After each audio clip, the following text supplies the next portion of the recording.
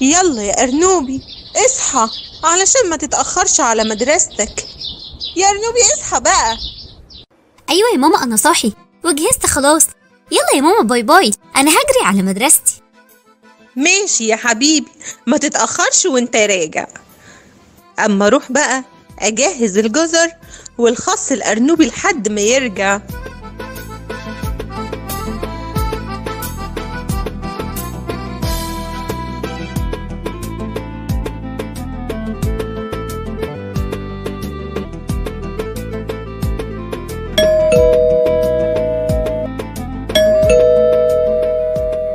حاضر حاضر، اديني جاية اهو. جاية. انت جيت يا حبيبي؟ استنى جهزتلك الاكل، هناكل وخلص واجبك على طول. لا انا مش جعان، انا تعبان شويه وهدخل انام. ماشي يا حبيبي، نام هنا شوية وانا هدخل اخلص الشغل اللي ورايا في المطبخ. يا ربي انا مش عارف اعمل ايه. طيب اقول لماما ولا ما اقولهاش؟ بس لو قلت لها هتقولي انت اللي غلطان. يا ربي اعمل ايه؟ انا مش عارف اقرر اقول لها ولا لا. ايه ده؟ ايه الصوت ده؟ ده صوت ماما جايه. اما اعمل نفسي نايم علشان ما تسألنيش على حاجه. اهدى، انت لسه نايم يا أرنوبي؟ طيب يا رب اصحيه ولا اسيبه نايم للصبح؟ خلاص هسيبه نايم، كده كده الصبح قرب يطلع. يا ربي اعمل ايه؟ اقول لها ولا لا؟ انا مش عارف اعمل ايه.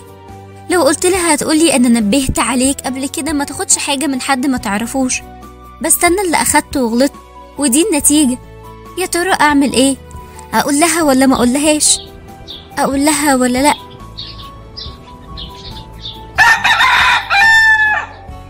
يا خبر، الصبح طلع. انا خلاص بقى هقول لها، ولو زعلت مني هي اكيد هتساعدني. يلا يا أرنوبي اصحى علشان ما تتأخرش على المدرسة. يا أرنوبي يا أرنوبي يا أرنوبي اصحى بقى، انت مش راضي تصحى ليه؟ انا صاحي يا ماما، بس انا مش هروح المدرسة النهاردة. ليه يا حبيبي؟ انت فيك ايه؟ حاسة انك متغير من امبارح. انت تعبان او فيك اي حاجة؟ لا يا ماما انا كويس، بس انا عايزة اقولك على حاجة، بس ارجوكي اوعي تزعقيلي او تزعلي مني. قول يا أرنوبي، في ايه؟ قلقتني، طمني عملت ايه؟ انا امبارح وانا خارج من المدرسة عمو سمعان نادى عليا وسلم عليا وقال لي ازيك يا أرنوبي؟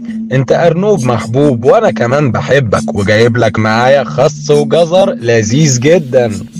شكرا يا عمو سمعان، انا مش عايز، انا مش جعان. ليه كده بس يا أرنوبي؟ طب ممكن تقعد جنبي بس شوية وتاكل بس الجزرة دي؟ وقعدت جنبه واخدت الجزرة وقطمتها بسناني، وبعدين لقيت عمو سمعان حط ايده على جسمي ولمسني بطريقة تضايقني، وقلت له انت كده بتضايقني، بس هو ما سمعش كلامي. وبعدين قال لي اللي حصل ده سر بيني وبينك، ما يخرجش لحد ابدا. وانا خفت واتضايقت. انا كده غلطان يا ماما؟ يا حبيبي انت ما غلطتش يا أرنوب، بالعكس انت شجاع، وكمان علشان جيت وحكيت لي اللي حصل. الحمار سمعان ده هو اللي غلطان. ما تقلقش ما تقلقش يا أرنوبي، اطمن، انت هتعيش في سلام. لكن سمعان ده هياخد العقاب اللي يستاهله. انا دلوقتي هروح على ملك الغابة الأسد العادل وهحكيه كل حاجة، وهو أكيد اللي هيساعدنا.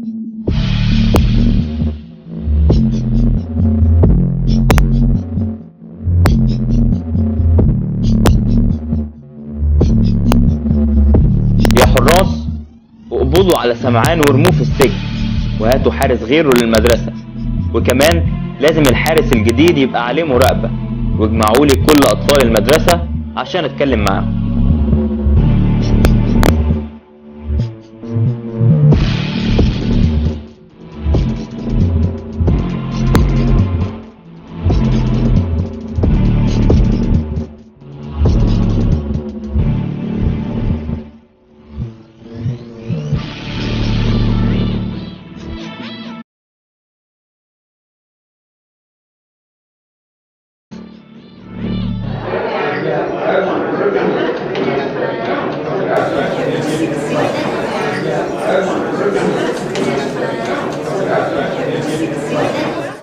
الأطفال من الحيوانات.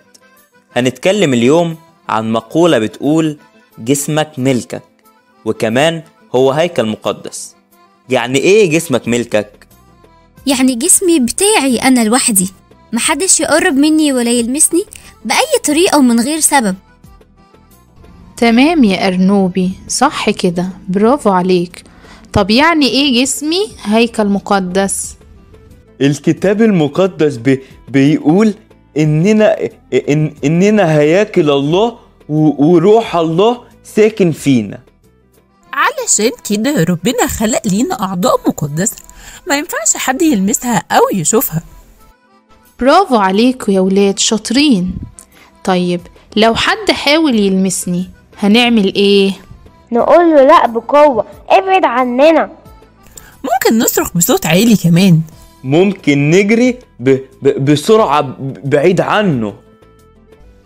شاطرين يا أطفال الغابة، كل أفكاركم صح وتمام، ونزود عليهم كمان بعض الحاجات، زي إننا ما نبعدش عن أهلنا في أي مكان برا، وما نتكلمش مع أي حد ما نعرفوش من غير سبب، وما ناخدش أي حاجة من أي حد غريب، وكمان ما ندخلش الحمام مع حد، وما نغيرش هدومنا قدام حد.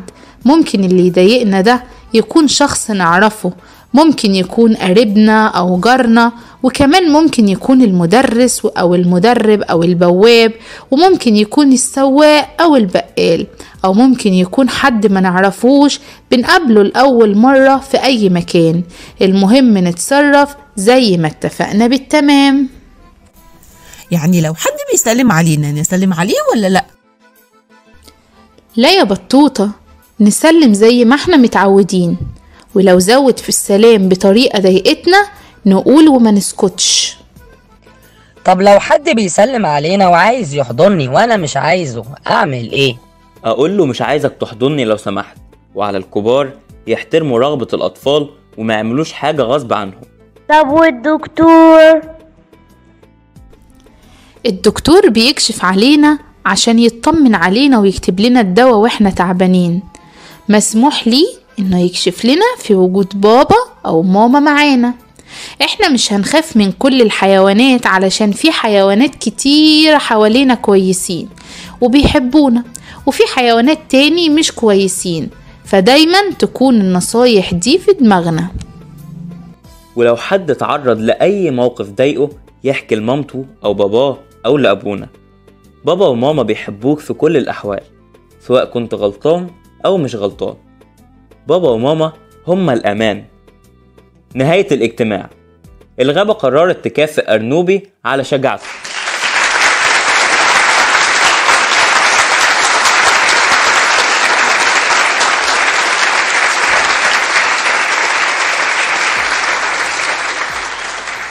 وإنه حكى اللي حصل من غير خوف، وبالطريقة دي تساعدنا إننا نعاقب الشرير سمعان على غلطته في حق الأطفال. وهنديله لقب الأرنب الشجاع، وكمان هنديله تاج الشجاعة.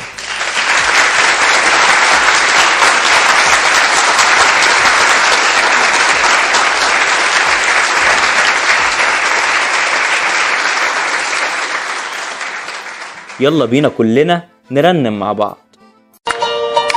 اوعى تخلي اي حد يلمس هنا. ليه؟ او تخلي اي حد يمسك كده. عشان ايه؟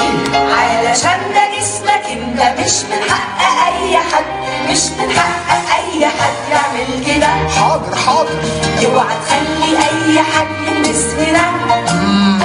او تخلي اي حد يمسك كده. ايوه علشان ده جسمك انت، مش من حق